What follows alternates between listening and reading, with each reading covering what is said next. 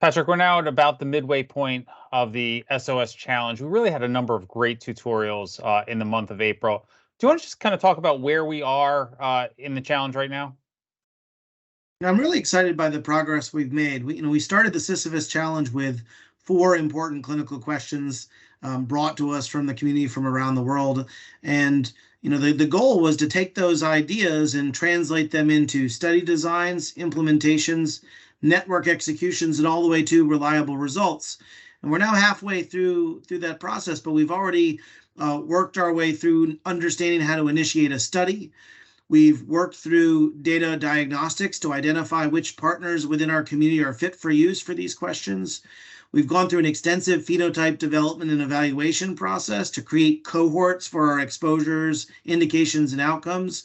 And just last week, we went through the process of creating an analysis design.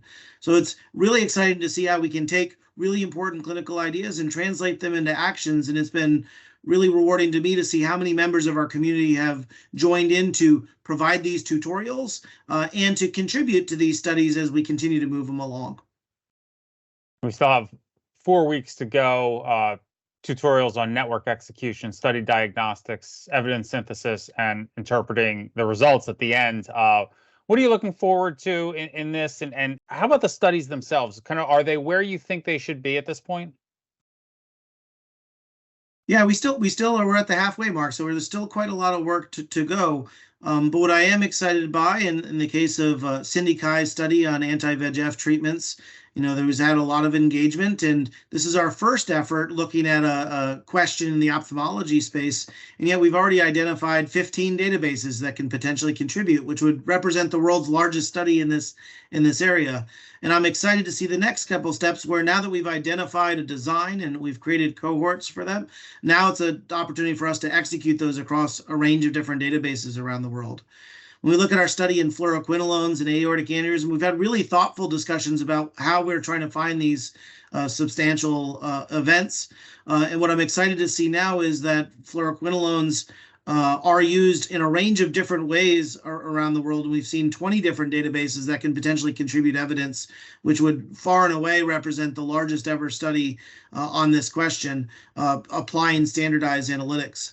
And I'm also keen to see our study on multiple sclerosis biologics and the risk of PML, as well as our study in psoriasis biologics and the risk of cerebrovascular events moving forward.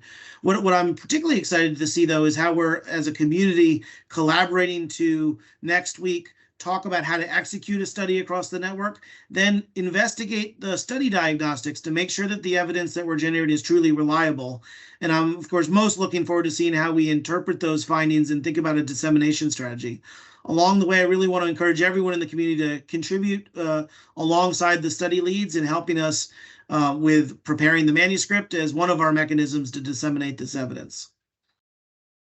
We've talked about the importance of answering these clinical questions, but also the opportunity to just learn about how to execute a network study over these 2 months.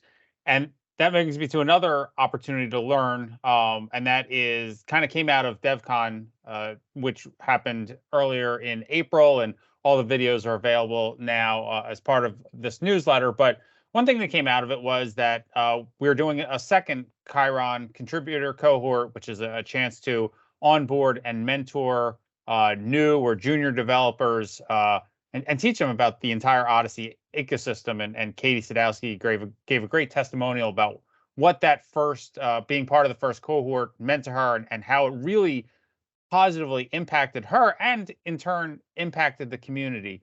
How excited are you to see a second cohort, and how important is it that we continue to grow the developers within the community?